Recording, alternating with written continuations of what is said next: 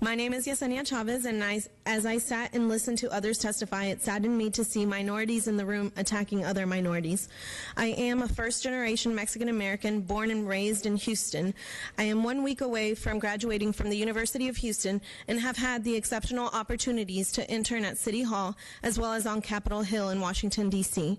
The reason I have flourished as a student is because at my university, there is an inclusive non-discrimination policy that protects students from discrimination on the basis of sexual orientation and gender identity and gender expression.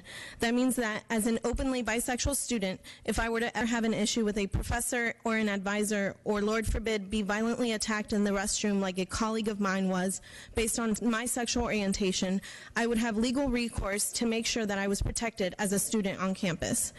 This is completely necessary on the city level, as I am now entering the workforce and I'm deeply afraid that I won't even be considered for a job or will be fired because my partner is a woman. While this has not occurred to me yet, it has happened to hundreds of Americans.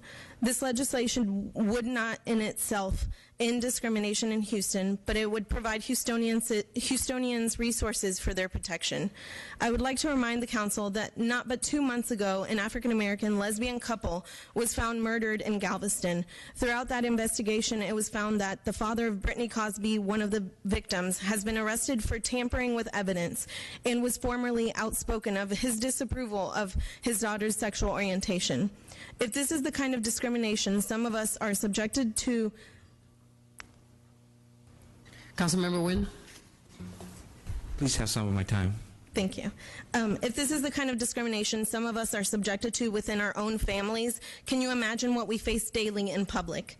If you have the opportunity to provide protections for people, why wouldn't you do it? You're elected to represent all of your constituents, and I promise you, you represent LGBT constituents as well. I'm lucky to have Councilmember Gonzalez as my council member, and I do want you to, all of you, vote for the Equal Rights Ordinance when it comes to a vote. Thank you. Councilmember Gonzalez?